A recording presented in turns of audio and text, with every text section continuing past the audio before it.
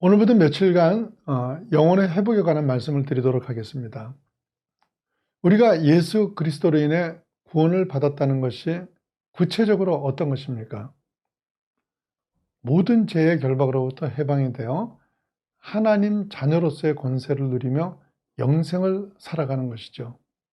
그래서 예수를 믿으면 더 이상 우리가 세상에 눌리지 않고 사람에게 예의는 지키지만 사람에 끌려 살지 않고 자유하고 담대한 삶을 살게 되는 것입니다. 그런데 실제로 그렇습니까? 목회를 하면서 보면 자녀의 권세를 누리며 담대한 사람은 불과 몇이고 대부분은 세상 사람이나 별로 다름이 없는 모습을 봅니다. 왜 그렇습니까? 왜 자녀임에도 불구하고 여전히 환경에 눌리고 사람에 눌리면서 또 열등감에 사로잡혀 삼켜 있고, 열등감이 적은 사람은 자기 성격에 자기가 상처를 입고 분노하고 아파하면서 사는 겁니까? 여러분이 만일 이런 문제를 해결하지 못하시면 사울왕이 그랬듯이 모든 조건을 다 가지고도 엉뚱한 일에 자신의 인생을 다 소진하고 불행한 자의 삶을 살게 되는 것입니다. 그래서 오늘부터 며칠간에 걸쳐 우리가 어떻게 이런 열등감이나 매임에서 벗어나고 자유해질 것인지에 대해 말씀을 나누도록 하겠습니다. 요한복음 4장 7절에서 10절까지의 말씀입니다. 사마리아 여자 한 사람이 물을 기르러 왔음에 예수께서 물을 좀 달라 하시니 이는 제자들이 먹을 것을 사러 그 동네에 들어갔음이로라. 사마리아 여자가 이르되 당신은 유대인으로서 어찌하여 사마리아 여자인 나에게 물을 달라 하나이까 하니 이는 유대인이 사마리아인과 상종하지 아니함이로라. 예수께서 대답하여 이르시되 내가 만일 하나님의 선물과 또 내게 물 좀 달라 하는 이가 누구인 줄 알았더라면 내가 그에게서 구하였을 것이요 그가 생수를 내게 주었으리라. 자, 지금 읽으신 본문은 치유 사역을 할 때 가장 많이 쓰는 본문인데 이 말씀을 살펴보는 이유가 이 본문에는 현대 상담학에서 가르치고 있는 핵심적인 내용이 그대로 다 들어있기 때문입니다. 예수께서 우물가에서 사마리아 여인을 만나셨는데 제가 몇 가지 질문할 테니까 우리가 마음속으로 대답해 보세요. 이 여인의 눈이 슬픈 눈일까요? 사나운 눈일까요? 정답은 사나운 눈일 확률이 높습니다. 예수님이 물을 달라고 하실 때 어찌하여 유대인인 당신들이 상종도 안 하는 나 같은 사마리아 여인에게 물을 달라고 하냐며 묻는데요. 말은 존대로가 있지만 사람에 대한 분노의 마음을 가지고 있던 이 여인은 상당히 사나운 눈빛으로 말을 했을 확률이 높은데, 왜냐하면요, 사람의 마음 상태가 가장 잘 드러나는 곳이 눈이기 때문입니다.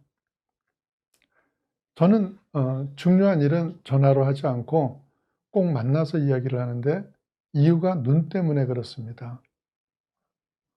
우리 서로 옆 사람이 있으면 눈을 쳐다보세요. 눈이 까만 것 가운데 더 새까만 부분이 있습니다. 근데 그 새까만 부분이 사람이 기쁘거나 반가울 때 이 까만 부분이 20% 정도 커집니다. 반대로 두렵거나 화가 나면요, 이 까만 눈이 25% 정도 작아집니다.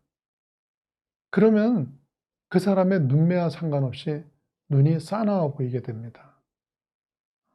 화난 걸 가리기 위해서 얼굴을 억지로 웃고 있어도 이 까만 눈이 작아지는 것은 못 가립니다.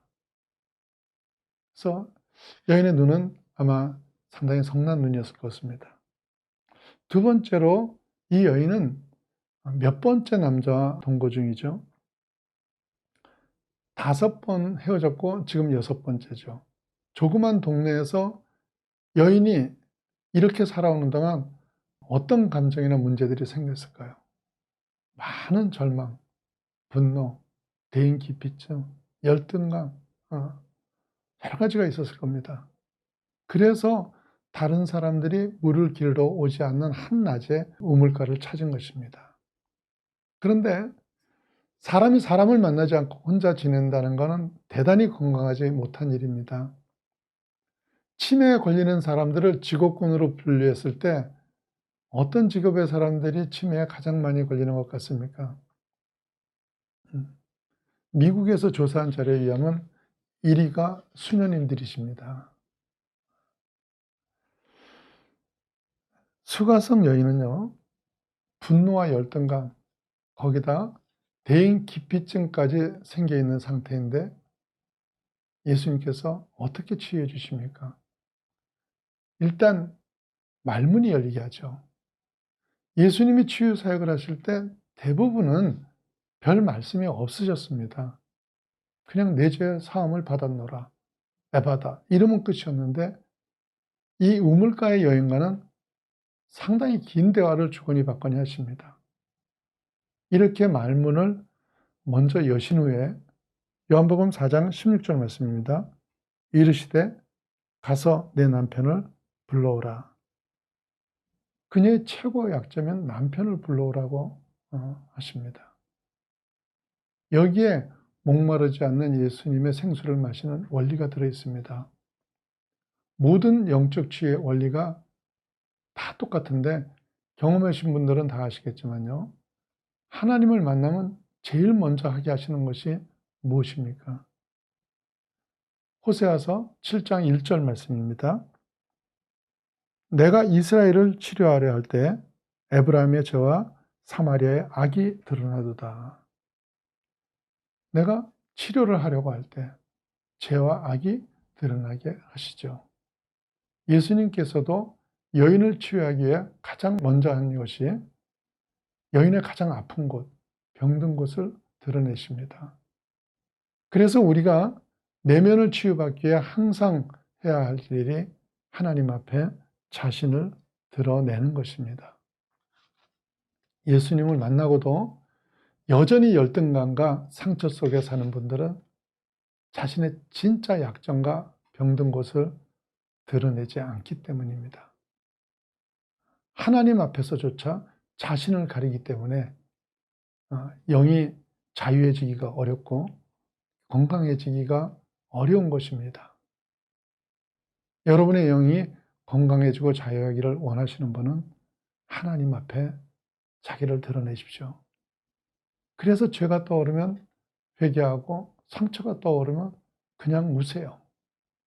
그런 과정 가운데 생수의 강이 터져야 영원히 목마르지 않고 회복되는 것입니다.